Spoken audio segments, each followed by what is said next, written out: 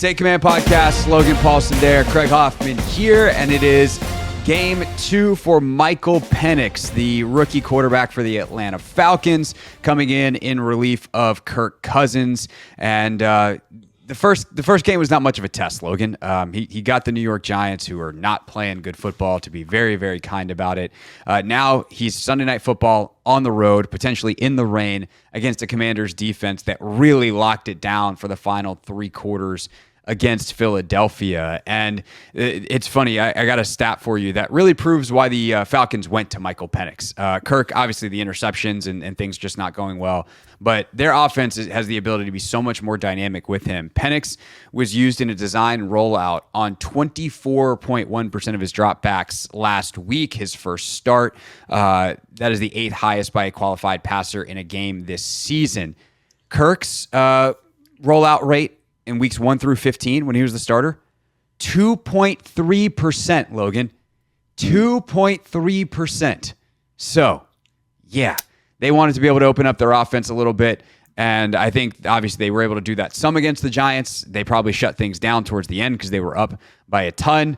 What do you see from this Falcons offense, and what do you expect in Penix week 2?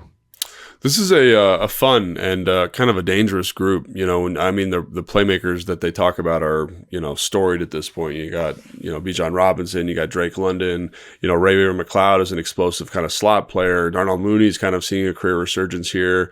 And it's an impressive group of playmakers. And you couple that with an offensive line that maybe doesn't get the pub that the Detroit's or the Philly does, but a very, very good group in the front, in terms of how they run outside zone specifically. And one of the things you talked about there is this team is they've mastered outside zone. When you want to see what does outside zone look like in the NFL now, you watch the Atlanta Falcons. And so one of the things that makes outside zone so effective is the ability to run boots and keepers off of that action. And so when Kirk was in the offense, they just couldn't do it.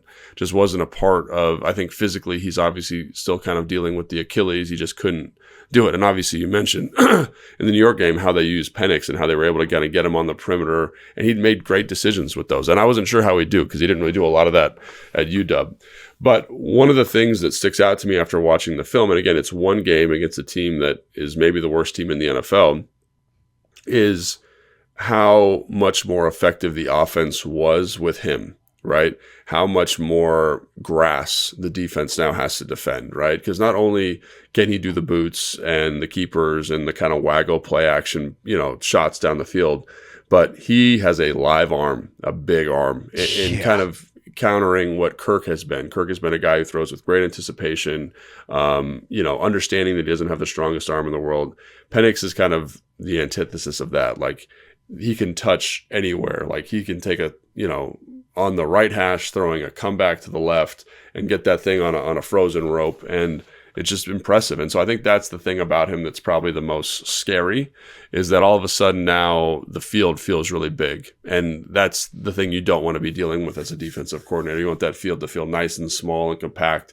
And that's kind of what Kirk was giving you. But now you've got the keepers, the boots, like we just talked about, which again, that affects how I rush, that affects how I fit runs.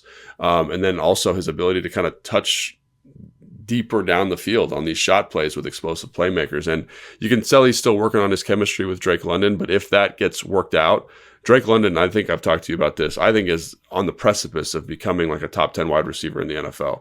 He is very dynamic. He can play in the slot. He can play out wide. He's got great short area quickness. He's hyper competitive at the catch point. He's an impressive dude to watch. And so if they kind of get that figured out where, hey, I can throw you a back shoulder whenever I want. I think he missed 2 to him in the game. But if they get that kind of back shoulder ability, he's a guy that, it's a 50-50 jump ball. Drake London, no, he's more than that. And so that's the thing about this game that all of a sudden feels a little bit sketchy to me. It's now all of a sudden you have way more grass to defend. You have way more elements of the quarterback to defend. And also he's a 4-5 guy and he scrambled a little bit in this game, which is something he didn't do a lot in college. That's an other element of his game that you need to be aware of. So I'm not saying he's, the next, he's, he's not the rookie, right? He's not that guy, but he makes this offense significantly more potent and way more dangerous. And and it'll be really interesting to see what Joe Wood Jr. does, because to me, it's like, you talk about what he's doing for him and kind of how he's expanded the field. Like, their rushing efficiency is crazy. Watching Bijan run outside zone is amazing. And then you pair that with Tyler Algier, who's like the hammer, like they just are really good. And so for a team in Washington that, struggled stopping the run, obviously they did a great job last week. How do you kind of deal with this offense with a lot of playmakers? Yeah, couple of things to touch on there. On Penix's mobility, listening back to the TV broadcast, I was watching the condensed game back from last week, and Kevin Kugler and Daryl Johnston, who had the game for Fox, were saying that, hey, the Atlanta coaching staff told us, don't be surprised if Penix takes off. Like, he wasn't known as a mobile guy. He didn't really do it at UW, but I think it's because he was told, like, don't run at Washington. And now it's like, hey, like, you're free. Go. Mm-hmm. And even though he's had the knee surgeries and whatever else, like, he has that club in his bag. He's not super dynamic as a runner by any stretch, but if you give him green grass and just let him run straight, like, he can take it and slide and extend drives. And yeah, he's just straight up 4.5. Like, you can move. As far as London goes, God, watching him is fun. He's so quarterback friendly too. The first catch of the game he has last week runs just like your stereotypical square in, but he comes back with it and like just make sure that he gives Penix a good clean target. And as a big bodied guy, super competitive. That's one where we don't know, as we're recording this on Thursday morning, what Marshawn Lattimore's injury status is, but right. I would imagine if Lattimore is playing that he is shadowing London the entire game. And then you trust Sainer still on Darnell Mooney, and you go from there. But it is definitely a huge deal if Marshawn Lattimore is not going to be able to play, obviously, but especially with a guy in Drake London that is that big, that physical, and that competitive, like you said. But as for the running game, which is kind of the center of it all, Logan, you mentioned their mastery of outside zone. How about this from Next Gen Stats? Falcons rushers have been contacted behind the line of scrimmage on just 39.6 of their design rushes outside the tackle this season, the third lowest rate in the NFL. The Falcons have rushed outside on 69.7% of their design runs, the second highest rate in the NFL. So they're running that outside zone, and outside zone is one where you do get a lot of hits behind the line of scrimmage, because if one guy gets up the field, and because it's not like a straight ahead run where you're to the line of scrimmage quickly. Like, there's so much of that run that is spent behind the line of scrimmage, and you're taking that risk, because if that cutback hits, you're talking about a big gain. And so there is a high risk there. And so that number being that low I think, kind of shows, one, the ability of the offensive line to block it up. And two, there are times where Bijan perhaps makes a guy completely whiff and there is no contact behind the line of scrimmage, even though there was a penetrating defender, because Bijan is that elusive. Yeah, I mean, there's just like a silky smoothness to his running style. And I'm kind of surprised, I guess, that he hasn't had more explosive runs this year, because he is so effective at making people miss in the hole and, making people miss behind line of scrimmage. Like, I don't want to say he's the best back in the NFL, because you got Saquon, you got Derrick Henry, but to me, of the people that I've watched this year, he feels like the third best guy. And he's running behind a really solid group. Obviously, Chris Lindstrom, Caleb McGarry, Drew Dahlman's having a great year. Jake Matthews is still playing at a high level. Like, that's a good, consistent group. They're not the most physical, mauling. It's very different than Philadelphia, for example, the team we just played, in terms of how they get to their runs and what they do. But they do kind of a wide. They kind of are like, we are an outside zone team, and we're going to run outside zone 12 different ways, and we have a back who can elevate. And then the other thing is, like, if it's a little bit dicey, we can't, we're having a hard time. We've got Tyler Algier, who's also playing at a higher level. Like, in terms of back tandem, to me, they're kind of in the same pantheon as like the Detroit guys, and they don't get as much pub because they play in Atlanta, but it's a good group. So to me, like, the number one thing to be worried about in this game, we talked a lot about Michael Penix, we talked about Drake London. It's like, you got to slow them down in terms of efficiency, right? In terms of how efficient they are running the football. And this is going to be a different test than what we've seen the past couple of weeks, because there's a schematic kind of nuance to what they do. And then obviously, which because of all the motions and the shifts and the pre-snap stuff they do. Think like kind of pseudo Tampa Bay-ish with some of the stuff that they do, right? Like where it's like, we're going to jet motion, we're going to shift and hit you back with this. And it's like a little bit like, we're going to test your rules, going to test your fits. And you can't play super heavy boxes to him, I don't think, because of Penix at the quarterback spot. So it's going to be a really interesting day in terms of presenting a matchup or finding a way to slow them down running the football, I think. So I really don't envy Joe Witt Jr. this week. If Penix can produce the same way he did last week. And again, like he was super efficient. I think his completion percentage was very high. He had 4 drops. His interception, the receiver basically handed the guy the ball. Like he hit Kyle Pitts in the hands. Rookie mistake. Yeah. And so, if Penix can play with that level of efficiency and they can run the ball the way they have been running it, this is going to be a tough defensive kind of, what do you take away? What's more important? And I would probably lean towards taking away the running game and just say, hey, Penix, try to beat us from the pocket. Yeah, I would 100% do that. I would play with a lot of single safety, just chin down in the box. Quan, you're responsible for center field. Marshawn, if you're playing, we're trusting you on London, and let's see what's going on from there. The other big thing you mentioned, how like, is Bijan the best back in the league? Like, probably not. Like, it feels wrong to put him over Saquon and Derrick Henry, but he does statistically have the most missed tackles in the league. He's exceptional, man. He's exceptional. The first commander he makes miss on Sunday, I'm going to assume that there's going to be at least one, will be his 100th forced missed tackle of the season. That said, yeah. Wow. So he's got 99 coming into this game, which is the most. Here, hold on. Let me go back to the stat. 99 missed tackles this season, most in the NFL, and tied for 4th most by any player through the first 16 weeks of a season since 2018. So we're talking about a premier player playing at a very high level. However, the Commanders have recorded the 5th lowest missed tackle rate on run plays this season. On all plays, the Commanders have the 3rd lowest missed tackle rate. So the Commanders, after like week 1, week 2, where they missed a bunch of tackles, have really cleaned that up. And that has been kind of a point of pride this season, that they do not miss a ton of tackles. And I feel like sometimes even when they do, like they rally pretty immediately. So that's going to be really important this weekend. But I think that the offensive line in general, like that is the key, not only in the run game, but Penix last week was pressured quite a bit, but he got the ball out so fast it didn't matter. I think it was 2.47 seconds to throw. So you're talking like light. That's like Tua levels of getting the ball out. And so can the Commanders actually get home? Can the Commanders, one, be stickier on the back end than the Giants were and force Penix to hold the football? And 2, can they get home in a way that the Giants had no shot at last week? And I think part of this is their pressure packages, where they are really dynamic in what they do with Luvu moving around and with Bobby moving around. And we'll see, if John Allen's back this week, they've used Payne in some funky alignments. Like, do they get John in some of those as well? And I think that's going to be fun to watch, because watching the Giants try to blitz the Falcons was like almost comical at times. How well the Falcons offensive line slid, picked everything up, kept Penix clean, and then he's able to get rid of the ball quickly. And against a much better organized blitzing team, can they repeat that kind of performance? I think that's a huge key for this one for Washington, is the ability to actually get pressure on a rookie in a way that New York did not at all last week.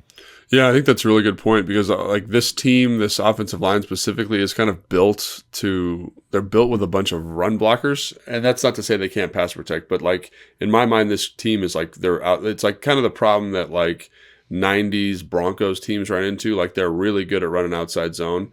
They're not great. So like outside zone, play action pass, keeper's boots, right? They're really good at running that stuff. But in like straight drop back situations, they're not like great. Caleb McGarry, I was there when they drafted him. I think he's a good football player. It's been cool to see him kind of save his career and figure it out. But versus speed rushers in drop back situations, not great, right? Jake Matthews, again, is one of the most savvy players you'll ever be around, but doesn't handle power rushers very well. Like, there are some elements to them as a drop back team that if I'm the offensive coordinator, I'm really, really aware of. The thing is, like, they've built this thing so that they don't have to be in those situations that often. But to your point, like, when they are in those situations and you can kind of corral the quarterback, make him hold the football, I do think there are wins there in terms of creating pressures and giving opportunities to kind of switch the game with sacks and turnovers in that regard. So I think that's a great point. And I think it's also reinforced from like a personnel and just like a roster construction kind of position. Yeah, I would just blitz the hell out of them the entire game. Like, honestly, if I'm Joe Witt, I would just say, we're going to run blitz you. We're going to pass blitz you. Like, every blitz that we got, we're just going to throw it at you and try to mess up. You're so good at blocking outside zone. Well, what happens if there's an extra dude in somewhere random? Like, can you do that? Now, the Commanders have one of the highest explosive run rates against in the league. I think fans probably intuitively feel that, emotionally feel that. So sometimes that can backfire, and against a back like Bijan, that's dangerous. But I do think that just like, hey, we're bringing pressure no matter what, and we're going to trust our back end is probably the way to go in this one. Anything else from either personnel, like what you expect from John Allen or what they do without Lattimore? Or, I mean, we kind of covered some of this. Or anything else that I haven't mentioned that we want to get to from this game before we head on out of here and wait anxiously all day on Sunday for Sunday Night Football? It's weird. Like this feels like one of the better offenses that we've played this year. Like, I'm just thinking back, like, I like Philly. They've got explosive playmakers, but in terms of like what the offense is, it's very kind of static. Like, this is what we do. New Orleans, obviously with a backup quarterback, not great. Tennessee with, Will Levis, not great. And then this, all of a sudden you get this group coming in off this Giants game. You're like, man, they're really effective running the ball. They've got well-designed pass concepts. They've got a guy, at least in one game, has shown ability to get the ball there. And so I'm kind of curious, honestly, to see how they handle some of the mental elements of this, right? Because it's not going to be Philly where it's like, hey, we're throwing it to A.J. Brown or Devontae Smith. Like, we dare you to take them away. And when we're running, we're going to bring in more tight ends. We're going to run the ball. It's not like that. It's a little bit more nuanced, a little bit more kind of tendency breaking. So I'm kind of curious to see how the defense does. I think, they can win physical matchups, but there's like a mental side to this game that's going to be a little bit more challenging. And I really can't wait to watch. And I think the other thing too, which I feel like we've talked about every week, but it's so important to touch on, is that if the offense can support the defense, right? Possess the football, go on long drives, find points, then I think it alleviates some of the pressure that Joe Witt Jr. is experiencing, right? To say, oh, we have to stop the run. We have to blitz. Like, I can be a little bit more conservative, a little bit bend but don't break. And I think they've had a lot of success with that formula over the course of this season. So again, I think it's important just to remind myself that this is a team that needs to play complementary football at all times. And if they can, then some of the risky stuff that you just talked, which I actually think schematically is a good idea, like, let's run blitz, let's get penetrators, let's do some things here, let's blitz on third down. Like, we don't need to be as aggressive because our offense is going to kind of support us and keep us in a positive game flow. So I think that's something really interesting. And it's one of those things where by the end of these shows, I'm always like, I wonder what they're going to do. I wonder if this is how this looks, because you've kind of talked through all of these different things. And that's one thing specifically that I'm really curious about. For sure. I feel like at the end of every single week, I'm like, oh, the Commanders are going to win this weekend, no matter what, because you talk about all the things they need to do to win, and you start to think about what happens if they happen. But it's a great challenge, and that's what you have to kind of snap out of that and be like, oh, yeah, but it's hard. They actually have to do them. And if they do on Sunday, though, Logan, they are in the playoffs. 11 wins for the first time since the early 90s. Just an exceptional season in year one of the Dan Quinn, Adam Peters, Jaden Daniels era. And we also should know, I mean, frankly, by the time some people are listening to this, we might even have a better idea of the playoff hopes for Washington, because the Seattle-Chicago game is tonight. That I'm anticipating the Bears upsetting the Seahawks, but who knows? But we're getting to the point in the season with only 2 games remaining, and with Washington playing the second to last game of the weekend, we might know if Washington is in before kickoff, which in some ways would be even more fun, because then it becomes like this stress-free coronation of a game as opposed to a like stress fest. Oh my God, they have to win this to get in. But either way, should be a lot of fun at Northwest Stadium on Sunday night. We are going to do live post game.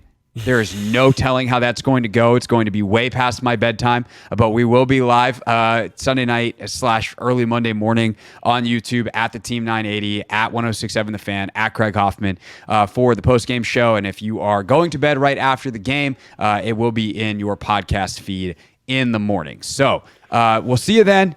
to see you at the game. Again, if you're going to the game and it's not raining and you want me to stop by your tailgate, shoot me a message on Instagram at Hoffman.sports. Anthony Haney, my radio producer, and I are going to be perusing the parking lots unless it's raining, and then I'll be inside. That's our show. We'll see you on Sunday night. Commanders, Falcons. Can't wait. Thanks for watching this clip of Take Command, which has a brand new home. That's right. You can watch on YouTube at the Team 980. You can also listen to full episodes in the free Odyssey app, which is now enabled with Apple CarPlay. So we'll just, follow you around.